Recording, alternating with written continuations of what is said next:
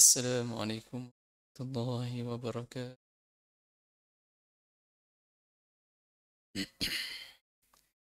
بسم الله الحمد لله والصلاة والسلام على رسول الله أصحابه.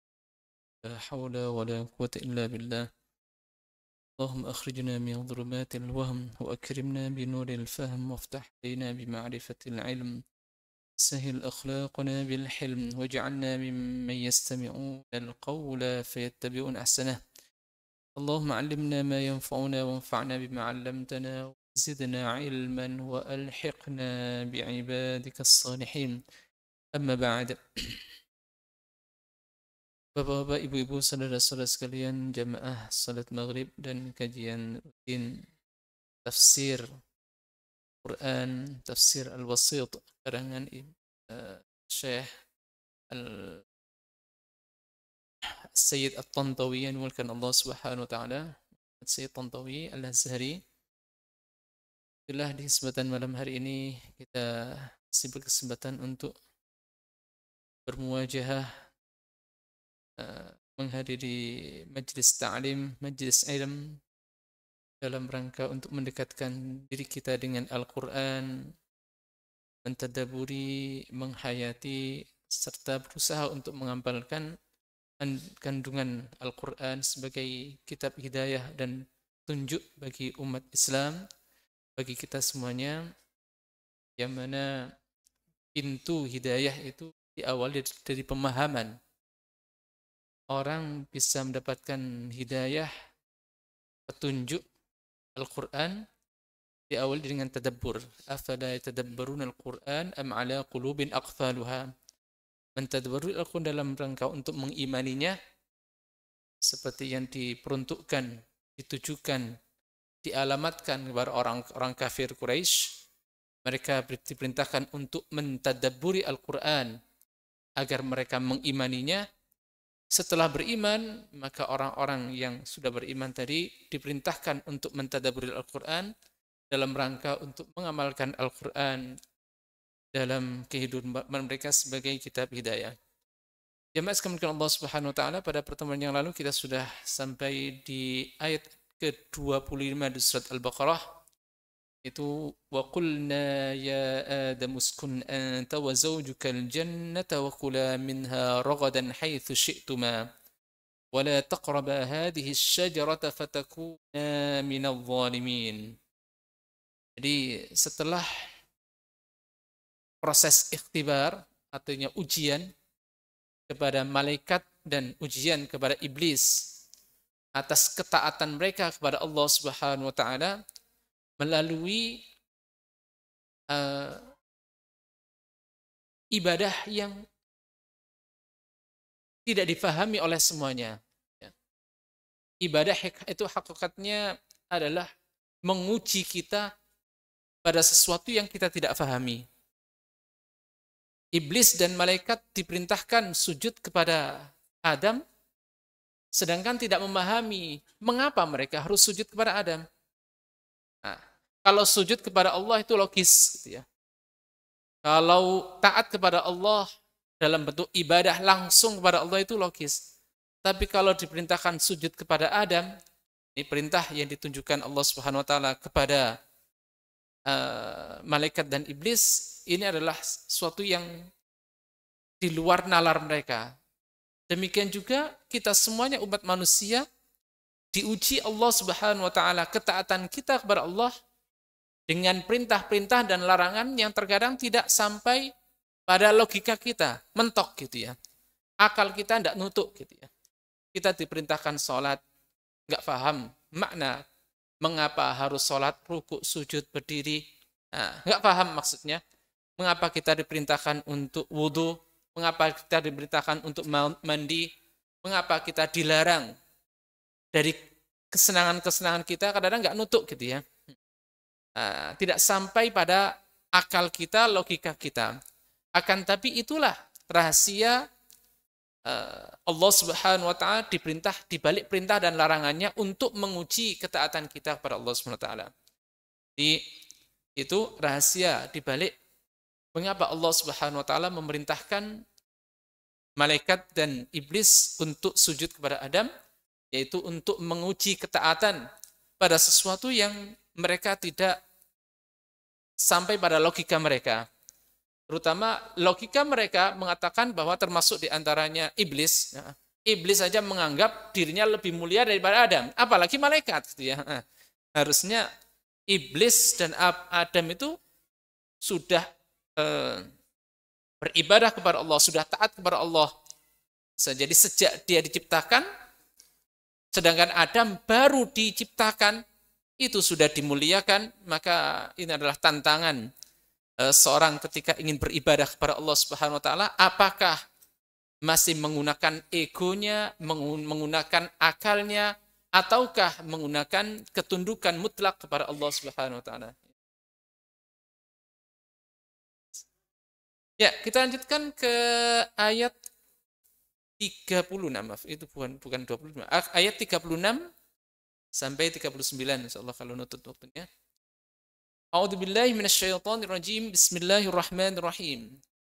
فأزلهما الشيطان عنها فأخرجهما مما كانا فيه وقلنا اهبطوا بعضكم لبعض عدو ولكم في الأرض مستقر ومتاع إلى حين فتلقى آدم من ربه كلمات فتاب عليه إنه هو التواب الرحيم قلنا اهبطوا منها جميعا فإما يأتينكم مني هدى فمن تبع هداي فلا خوف عليهم ولا هم يحزنون والذين كفروا وكذبوا بآياتنا أولئك أصحاب النار هم فيها خالدون.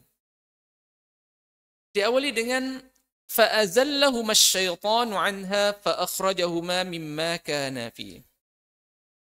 Kata azallahuma syaitan. Azalla makna aslinya adalah membuat zalal, zalla, kalau istilah bahasa Arabnya zallal qadam. Zallal qadam itu orang yang kepreset. Jalannya licin, akhirnya jatuh. Zalla. Sedangkan azalla membuat jatuh, membuat terpreset, membuat tersungkur, gitu ya. Azallahuma syaitan. Syaitan mempresetkan atau menjatuhkan, tapi pada akhirnya zalal itu memiliki makna yang lebih makna istilahi. Zalal dalam pengertian syariat itu diartikan dosa. Nah, terpreset dalam kemaksiatan. Azallahuma syaitan. Nah, ayat ini sangat singkat, ya. Tidak diceritakan bagaimana iblis menjerumuskan atau mempresetkan atau menjatuhkan Nabiullah Adam. Tapi dalam ayat yang lain ditegaskan fawaswasa lahum asy-syaitan qala ya Adam hal adulluka ala syajaratil khuldi wa mulkin la yabla. Cara iblis menggoda dan menjatuhkan Nabi Adam adalah dengan melakukan tipu muslihat. Hal adulluka ala syajaratil khuldi wa mulkin la yabla. Wahai Adam, maukah engkau saya tunjukkan suatu pohon? Syajaratil khuldi, pohon keabadian dan kekuasaan yang tidak pernah hilang. Tidak pernah usang, tidak pernah hilang, gitu ya. Mulkin la yabla. Ini dalam ayat yang lain seperti itu. Azallahuma syaitan. Jadi kalau orang itu dibuat jatuh, itu namanya zalla. Seperti orang jalan kok malah dibegal gitu, akhirnya jatuh tersungkur. Itu namanya zalla. Ada unsur kesengajaan agar orang itu terjatuh. Ini iblis menjerumuskan dan menjatuhkan, ya, paling mudah istilahnya azalla artinya menjatuhkan. Tapi dalam bacaan yang lain ada banyak dibaca fa'azalahuma. Jadi boleh dibaca dua versi bacaan ini. Azalla sama azala. Nah, kalau azala, azalla artinya azlaqa, jadi menjatuhkan. Nah, tapi kalau azala diartikan adalah Izalah menghilangkan, mengusir, mengeluarkan. Azala seperti kalau ada kotoran di masjid, kita yuzilu, kita keluarkan, kita inggirkan. Nah, gitu, itu namanya azala. Jadi kalau azalla artinya adalah menjatuhkan atau mengeluarkan dari surga.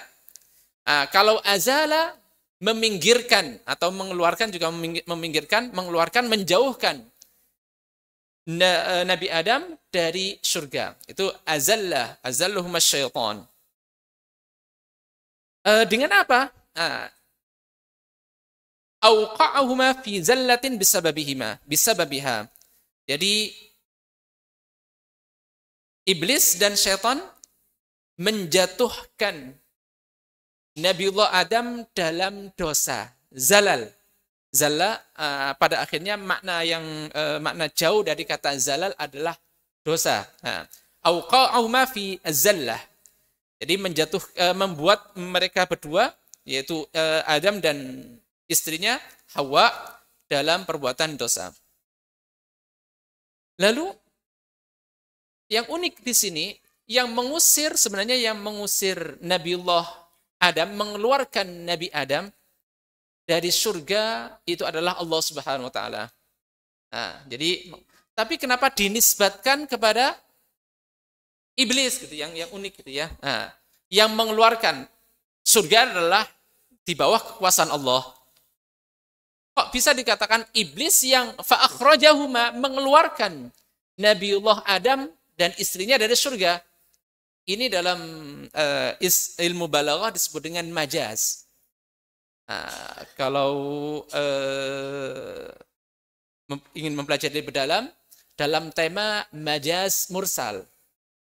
Majaz mursal hubungannya adalah sababiyah. Apa yang maksud dengan sababiyah? Jadi disebabkan iblis, maka Allah mengeluarkan Nabiullah Adam dari surga.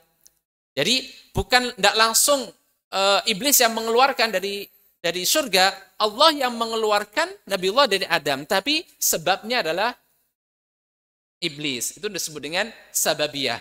Iblis sebagai penyebab. Maka fa'akhrajahuma, yang mana iblis itu yang mengeluarkan Nabiullah Adam dari surga. Padahal yang mengeluarkan adalah Allah Subhanahu wa taala, tapi Allah mengeluarkan Nabiullah Adam dari surga adalah disebabkan karena tipuan dan penjerumusan yang dilakukan oleh iblis laknatullahi alaihi. Oleh karena itulah kita bisa memahami firman-firman Allah Subhanahu wa taala yang banyak dalam Al-Qur'an. Misalkan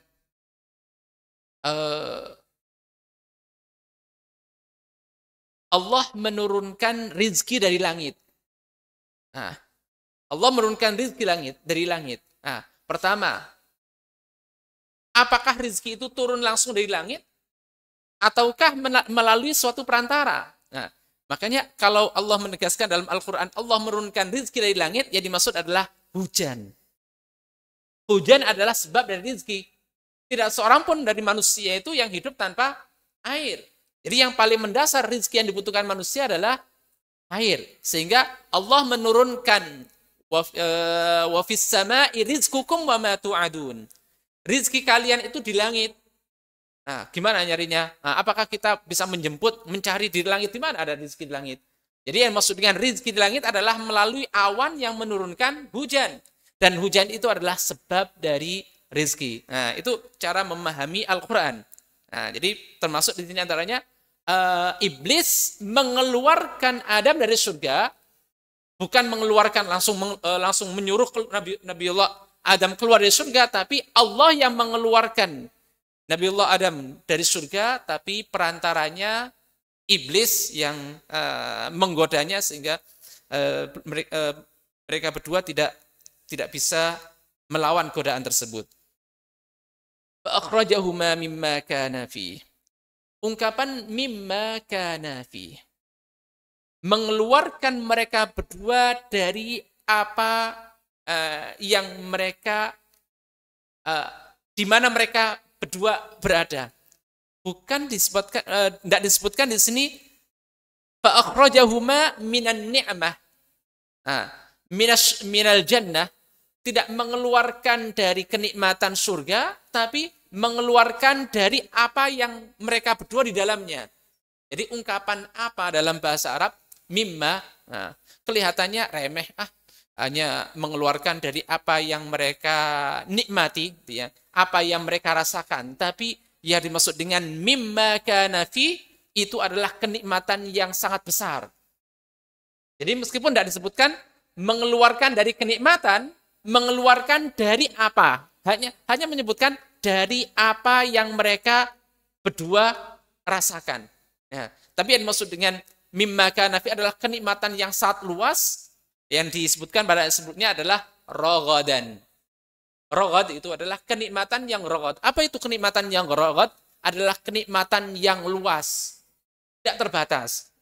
Kenikmatan yang kita rasakan, kenikmatan yang sempit. Rumah kita hanya sempit. Nah, nggak sampai ke sana sudah mentok, itu sudah dinding gitu ya. Kenikmatan surga itu rumahnya sangat luas.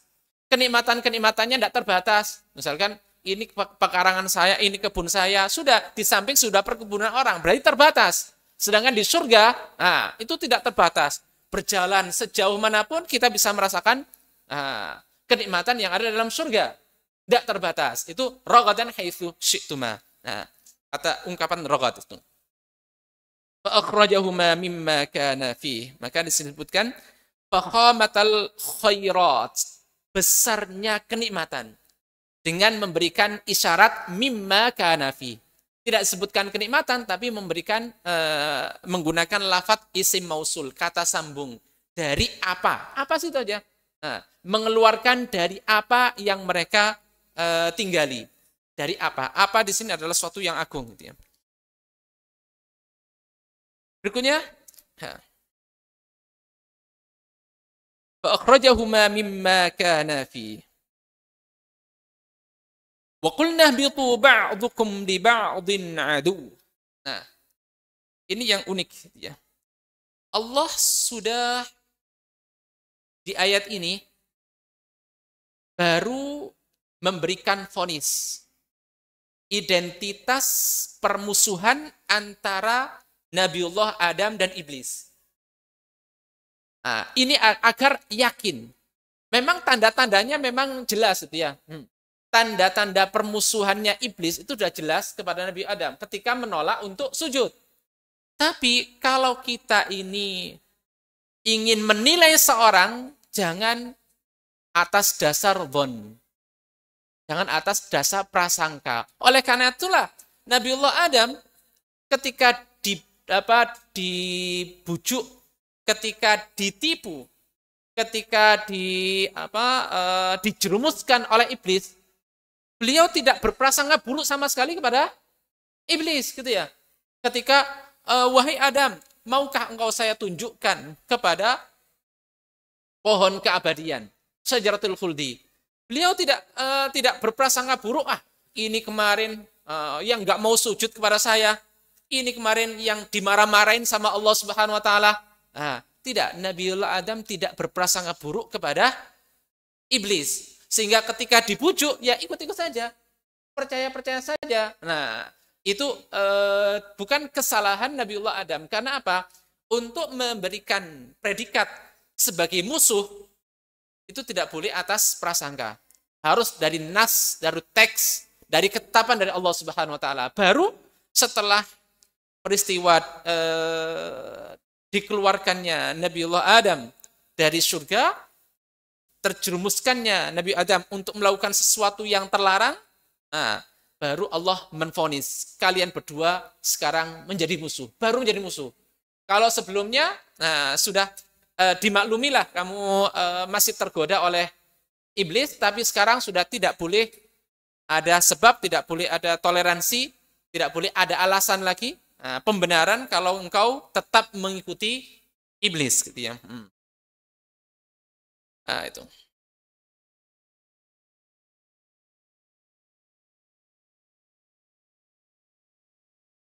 Fa akhraja wa qulna bitu ba'dukum li ba'din adu.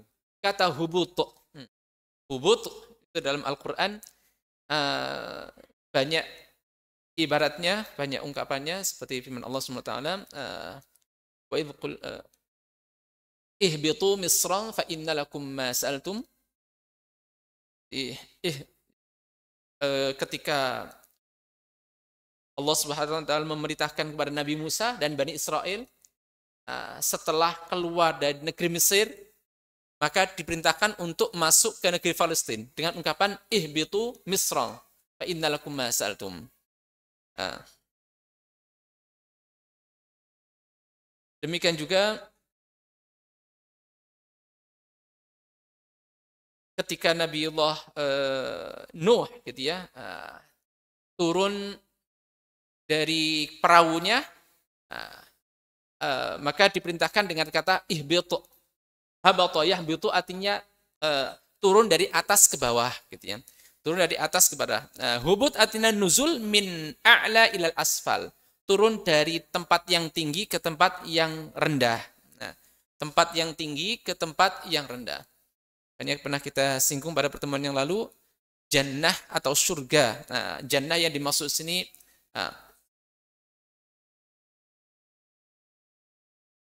uskun anta wa zaujukal jannah, tinggallah engkau dan istrimu atau pasanganmu di jannah. Apakah jannah yang dimaksud sini adalah surga keabadian, surga al-jaza dan pembalasan, atau surga atau jannah yang merupakan kebun yang ada di surga, kebun yang di dunia. Karena Allah Subhanahu wa taala mengibaratkan kebun-kebun di surga juga kebun-kebun di dunia dengan istilah jannah. Wadrib lahum masalan ashabul jannati, masal jannah ya, ashabul jannah. Jadi ashabul qaryah, ashabul jannah, ashabul jannah juga yang dimaksud dengan jannah ini adalah kebun gitu ya. Nah, jadi jannah memiliki makna surga di akhirat nanti, di ulwi atau di atas, di langit gitu ya.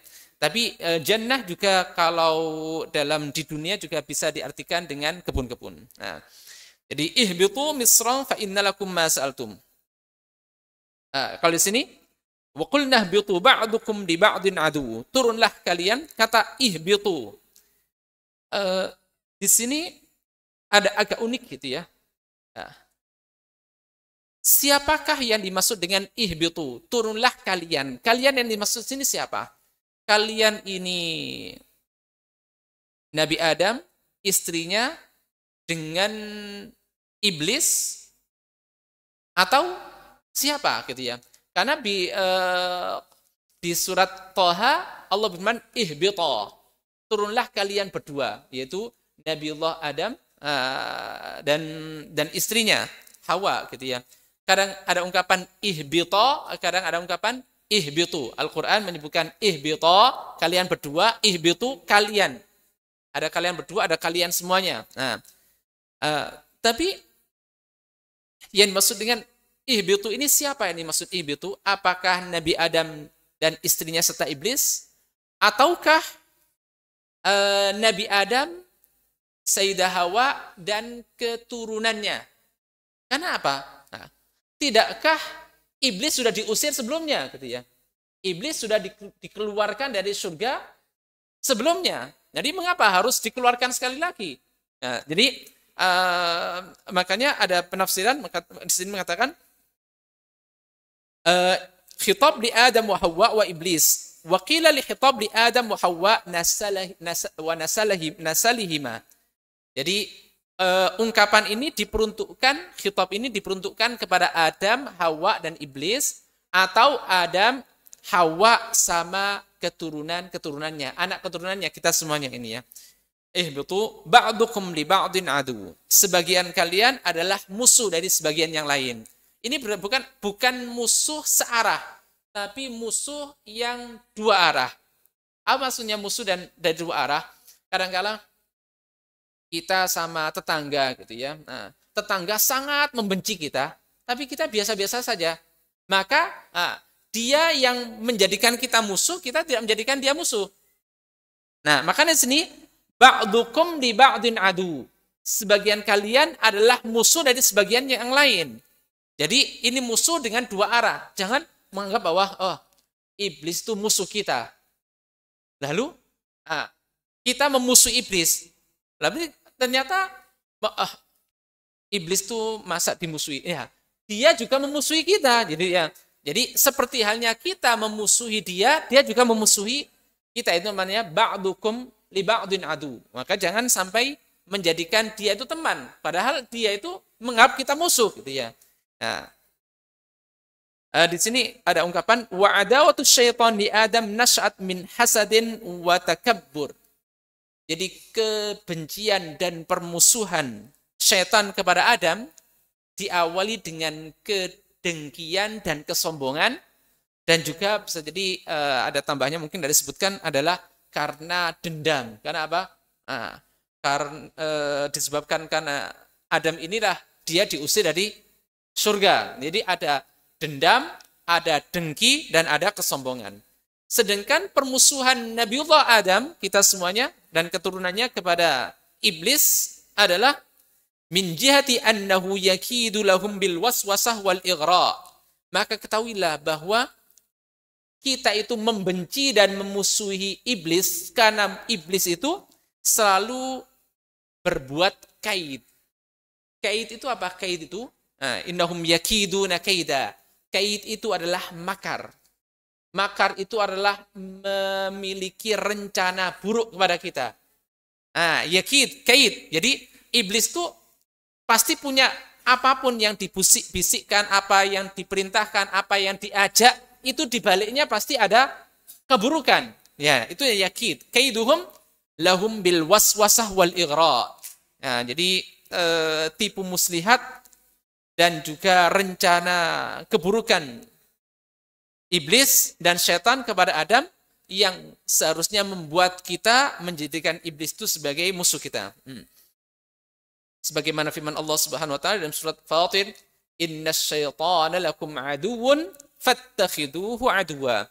Sesungguhnya syaitan adalah musuh bagi kalian, maka jadikanlah dia musuh.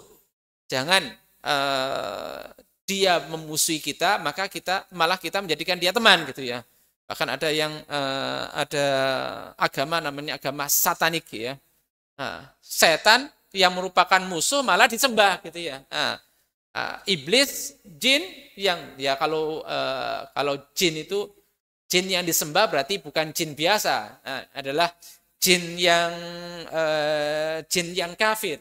Jin yang kafir itu adalah setan, termasuk keturunan iblis. Harusnya mereka dimusuhi, malah dijadikan teman. Bahkan lebih daripada itu dijadikan Tuhannya, jadikan sesembahannya. Innasyaitana lakum aduwwun fattakhidhuhu aduwwa. Walakum fil ardi mustaqarrun wa mata'un ila hin. Walakum, bagi kalian wahai manusia, walakum fil ardi. Makanya para ulama lebih memaknai. Jadi qul nahbitu. Jadi kata walakum atau Allahu a'lam ini walakum fil ardi mustaqarrun. Jadi yang memiliki tempat tinggal di atas muka bumi ini bukan hanya manusia. Iblis juga punya rumah, punya tempat tinggal, gitu ya. Jadi kita katakan walakum fil ardi mustaqar. Mustaqar adalah maudhi istiqrar was sabat. Tempat kita menetap, tempat kita anteng, gitu ya, menetap di atas muka bumi. Walakum fil ardi mustaqarrun, tempat menetap kita kalau hidup di atas muka bumi, kalau mati di dalam perut bumi, itu mustaqar, tempat kita menetap, gitu ya. Saya tidak langsung memberikan isyarat bahwa bumi ini memiliki gaya gravitasi, gitu ya. Andaikan tidak memiliki gaya gravitasi, kita tidak akan bisa menetap, ngawang terus, mengambang terus, itu ya. Seperti kalau di atas planet-planet luar angkasa sana, gitu ya. Nggak bisa menetap satu tempat, ya. Jadi pindah-pindah, pas tidur di sini, bangunnya malah pindah ke kota lain, itu ya. Karena terbang, gitu ya. Itu karena apa? Karena tidak ada gravitasi. Allah SWT menempatkan kita di atas muka bumi adalah tempat menetap. Sehingga kita kalau nggak bergerak ya, nggak kemana-mana, dia tetap di sini, nyaman mustaqarrun. Di atas muka bumi ini ada tempat menetap kita, wa mata. Nah, wa mata, ya. Kata mata adalah ismun lima yustamta' bihi. Segala sesuatu yang bisa dinikmati. Jadi di atas muka bumi ini semua yang bisa dinikmati ada disediakan Allah Subhanahu wa taala. Mata adalah sesuatu yang bisa dinikmati. Makanan, minuman, tempat tinggal, pokoknya yang kita anggap nikmat ada di atas bumi disediakan Allah Subhanahu wa taala.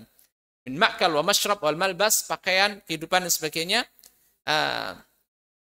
Ilahin. Hin adalah waktu yang tidak tertentu. Juz'u minaz zaman ghairu muhaddad.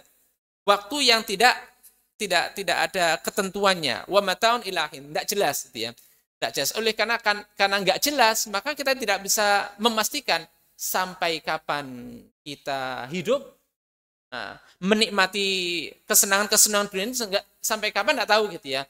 Entah 1 hari lagi, seminggu lagi, 1 bulan lagi, itu namanya ilahin. Sampai waktu yang ditentukan tapi tidak jelas gitu ya. Ila wa mata'un ilahin. Atau kalian dan keturunan kalian akan tinggal di atas muka bumi sebagai tempat tinggal dan tempat bersenang-senang, mendapatkan kesenangan-kesenangan sampai hin. Hin itu bisa dijadikan ajal kematian atau sampai hari kiamat. Sampai hari kiamat. Wa mata'un ilahin. Berikutnya. Fatalaqqa Adamu min rabbih kalimatin fataba alaih. Innahu huwat tawwabur rahim. Fatalaqqa, setelah Allah Subhanahu wa taala menurunkan Nabiullah Adam dan istrinya Sayyidah Hawa di atas muka bumi, maka Allah Subhanahu wa taala menurunkan dalam bentuk wahyu ya. Kata talaqqa ini adalah wahyu. Tidak mungkin ini adalah merupakan insting pribadi, tidak. Tapi Allah mengajarkan kalimat. Fatalaqqa Adam min rabbih kalimat. Yang dimaksud dengan kalimat dalam bahasa Arab memang ada istilah kalimat, ada istilah jumlah.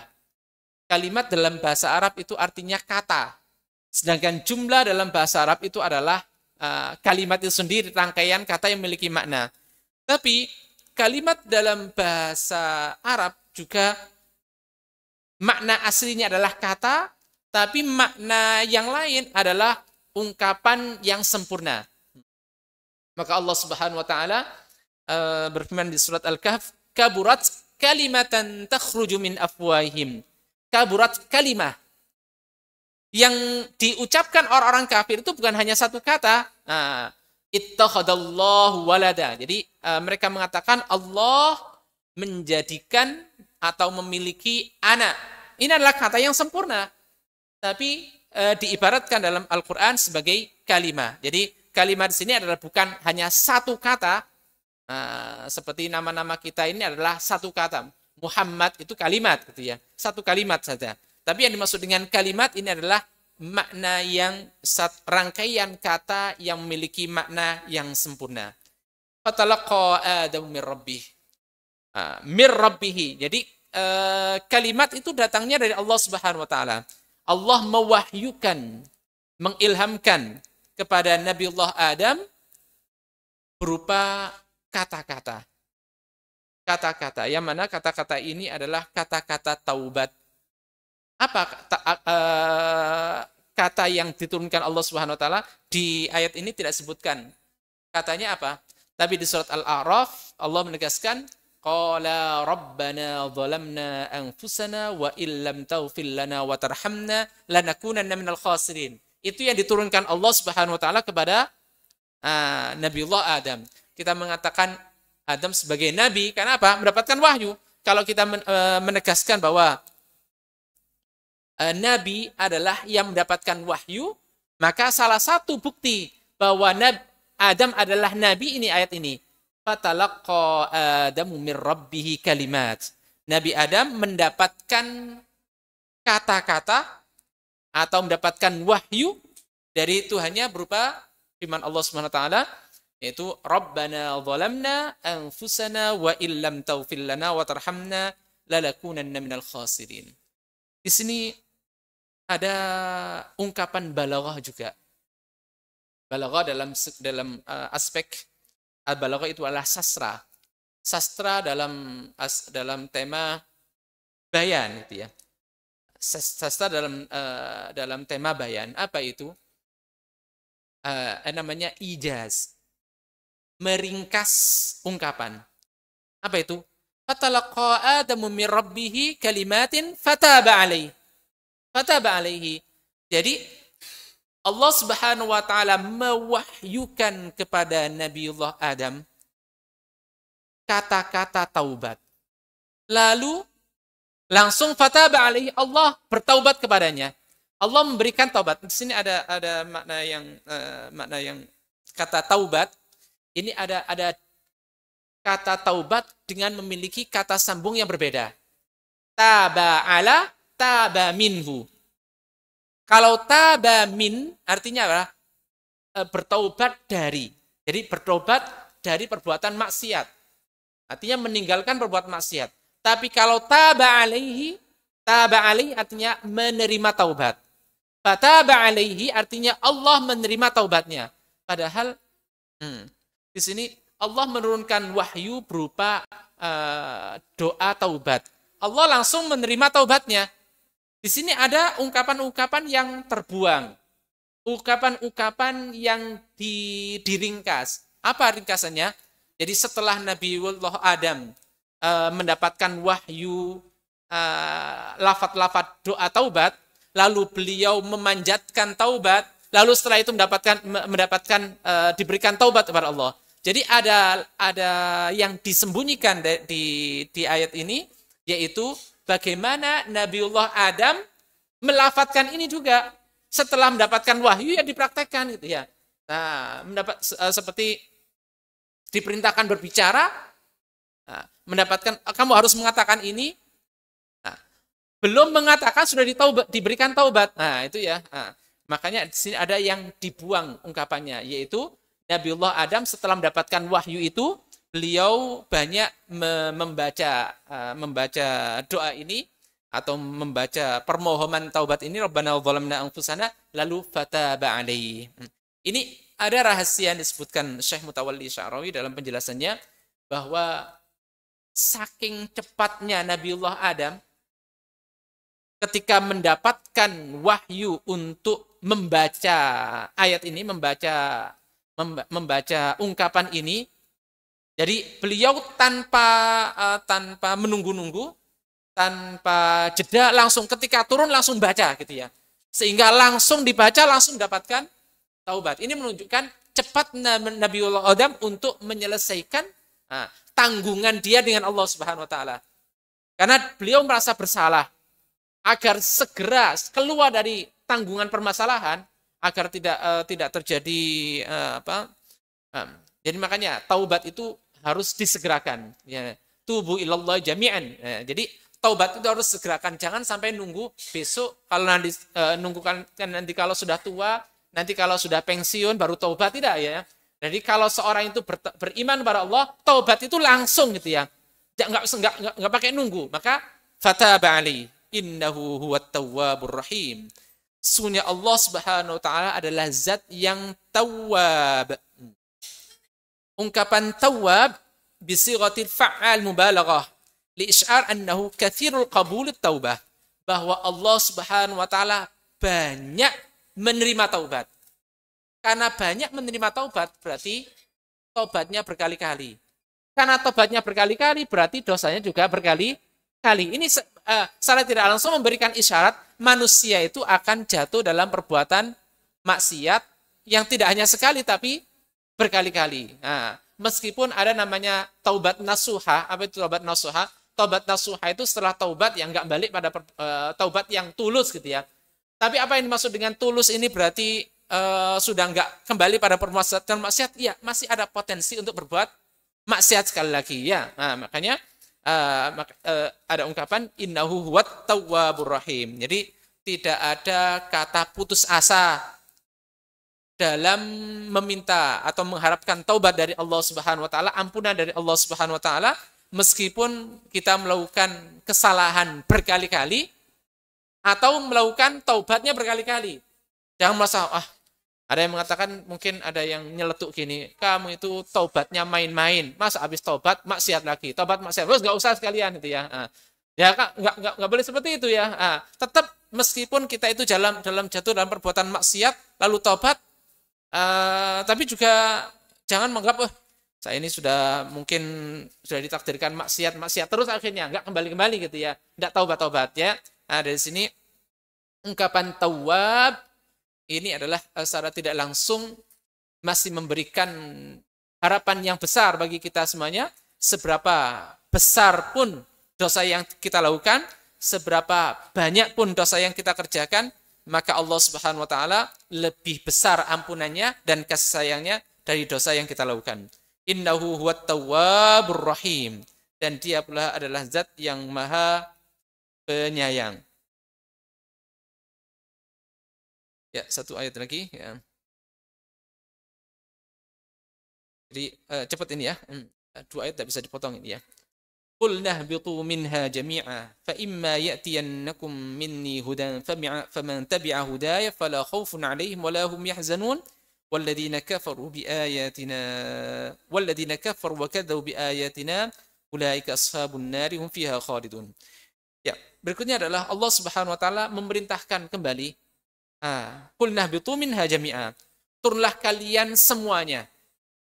Turunlah kalian semuanya, wahai Adam dan istrimu serta anak-anakmu. Fa imma ya'tiyannakum minni hudan. Ini secara tidak langsung. Manusia itu berpotensi untuk menyimpang. Andaikan manusia itu seperti malaikat, tidak perlu hidayah sudah gitu ya. Tidak perlu hidayah. Dia langsung aja seperti hanya Nabiullah Adam, bagaimana keimanannya, ketauhidannya kepada Allah Subhanahu wa taala sudah seperti itu aja lurus. Tapi ternyata Allah menjanjikan akan datangnya hidayah.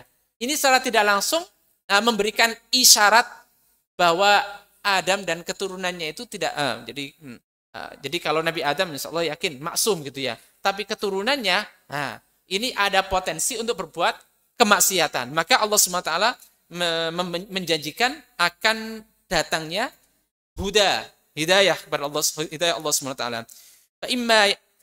Apabila datang kepada kalian, imma ya'tiyannakum minni huda, petunjuk dariku. Ini menunjukkan bahwa hidayah itu hanya dari Allah Subhanahu wa taala.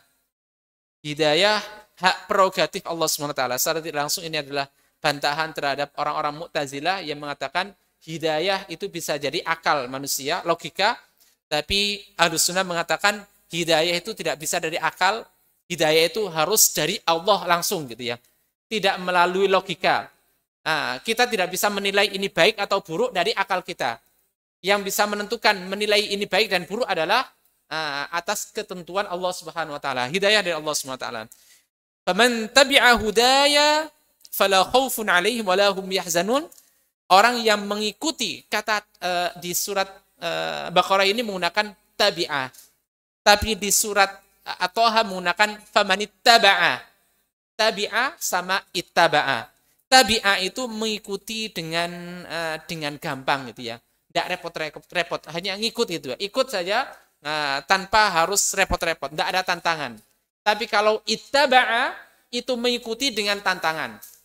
Mengikuti dengan perlawanan, melawan diri sendiri, melawan musuh dari luar dan sebagainya, itu ittaba'a. Kalau di ayat ini menggunakan faman tabi'a. Barang siapa mengikuti petunjukku, fala khaufun 'alaihim wala hum yahzanun, maka tidak ada rasa takut baginya. Takut adalah keburukan yang terjadi di masa akan datang. Sedangkan wala hum yahzanun, al-huzn adalah fawatu al-manfa'ah. Jadi lewatnya kesenangan, lewatnya kenikmatan, berlalunya kenikmatan, itu melahirkan kesedihan. Orang yang ditinggal mati, orang yang dicintai, merasakan kesedihan. Karena apa? Orang yang meninggal tersebut adalah orang yang dicintai. Jadi orang yang kehilangan harta itu sedih. Karena harta itu sesuatu yang menyenangkan. Tapi kalau khauf itu berkaitan dengan masa akan datang. Kekhawatiran dan ketakutan yang terjadi yang dikhawatirkan dari masa datang itu adalah khauf. Nah, yang dijanjikan Allah Subhanahu wa taala bagi orang-orang yang mengikuti hidayah dan petunjuk Allah adalah mereka tidak akan merasakan sedih dan tidak akan merasakan rasa takut gitu ya. Baik ini di dunia maupun di akhirat. Kalau di akhirat ya fala khaufun alaihim, tidak takut dengan neraka, artinya sudah aman gitu ya. Makanya ada yang mengatakan bahwa semua orang itu meskipun muslim itu akan melewati neraka ya. Jadi wa im minkum illa wariduha ayatnya ya. Tiada seorang pun dari kalian pasti akan melewati neraka. Jadi agak mengkhawatirkan itu ya. Jadi wa im minkum illa wariduha, pasti tidak seorang pun di antara kalian pasti akan melewati neraka. Nah, bisa jadi neraka yang dimaksud ini melewatinya di atas sirat itu ya. Tapi orang-orang yang beriman dia lewat, tapi tidak merasa bahwa dia melewatinya, sehingga tidak ada rasa takut. Jadi meskipun lewat neraka bukan berarti kalau kita melewat jadi neraka itu sesuatu yang menakutkan, sesuatu yang mengerikan. Orang-orang yang beriman meskipun melewati neraka di atas sirat atau melewati neraka, maka dia tidak takut dengan neraka tersebut. Nah, itu ya. Bukan berarti ini ayat ini bertentangan dengan fala khaufun alaihim. Orang yang melihat neraka itu siapapun pasti akan takut itu ya. Melihat api yang dahsyat yang besar itu pasti akan takut. Ini beda. Orang-orang yang beriman meskipun lewat neraka tapi tidak akan takut. Fala khaufun alaihim wa lahum yahzanun. Yang terakhir walladzina kafaru wa kadzdzabu biayatina. Itu kalau di dunia itu harusnya itu menjadi refleksi kita semuanya. Apakah kita ingin mengikuti hidayah Allah Subhanahu wa taala atau tidak, adalah tercermin. Apakah kita di dunia ini masih khawatir, takut, masih sedih, nggak bisa tersenyum gitu ya. Kalau kita dalam hidup ini masih sumpek saja dalam hidup itu ya. Di masyarakat sumpek, di keluarga sumpek, di tempat kerja sumpek, nggak bisa tersenyum gitu ya. Orang yang nggak bisa tersenyum, ini secara tidak langsung adalah refleksi dari ketidak lurusannya dia dalam hidayah Allah Subhanahu wa taala. Kalau seorang itu berada dalam hidayah Allah, dia akan sumeh, mudah senyum, akan selalu bahagia dengan hal-hal sekecil apapun akan bahagia. Dan menghadapi tantangan sebesar apapun dia tidak akan khawatir. Meskipun diancam dengan penjara, meskipun diancam dengan senjata, dia tidak akan takut sama sekali gitu ya. Fala khaufun 'alaihim wa lahum yahzanun. Yang terakhir walladzina kafaru wa kadzdzabu biayatina. Yang unik ini ya. Kenapa? Harusnya kalau ayat yang pertama barang siapa mengikuti maka tidak memiliki rasa takut dan tidak bersedih hati, lawannya adalah barang siapa tidak mengikuti gitu ya. Pertama kan barang siapa mengikuti maka tidak memiliki rasa takut dan tidak bersedih hati, artinya masuk dalam surga dan jauhkan dari neraka. Tapi barang siapa ayat berikutnya walladzina kafaru wa kadzdzabu. Bukan orang-orang yang tidak mengikuti. Karena apa? Orang yang tidak mengikuti ada dua macam. Orang yang nggak mengikuti Islam itu ada dua jenis. Yang satu tidak mengikuti Islam karena tidak tahu, tidak mengikuti Islam karena belum balik. Yang satu tidak mengikuti Islam karena menentang. Yang disebutkan di ayat ini adalah walladzina kafaru wa kadzdzabu. Tidak mengikuti Islam karena tahu dan menentang. Sehingga ini yang bedanya perlakuan Allah Subhanahu wa taala dengan keadilannya. Orang yang tidak Islam, tidak iman karena tidak tahu, Allah Maha Adil, tidak akan disiksa. Seperti ahlu fatrah, orang-orang yang anak-anak kecil yang belum balik, orang gila, itu tidak dimasukkan neraka meskipun mereka berbuat kemungkaran sebesar apapun. Nah, karena masih kecil. Makanya di negara kita kan kalau anak belum cukup usia, belum usia melakukan tindakan kriminal, kan direhabilitasi gitu ya. Tidak ada hukumannya. Itu juga mengambil cerminan dari syariat Islam. Kalau anak belum balik melakukan tindakan kriminal, maka dalam Islam atau perbuatan maksiat tidak dibalas dengan neraka. Tapi yang dibalas neraka adalah orang yang mengetahui kebenaran tapi menolak dan melawannya. Seperti itu. Walladzina kafaru wa kadzdzabu biayatina ulaika ashabun nari hum fiha khalidun. Alhamdulillah. Amin. Subhanakallahumma wa bihamdika asyhadu an la ilaha illa anta astaghfiruka wa atubu ilaik. Wassalamualaikum warahmatullahi wabarakatuh.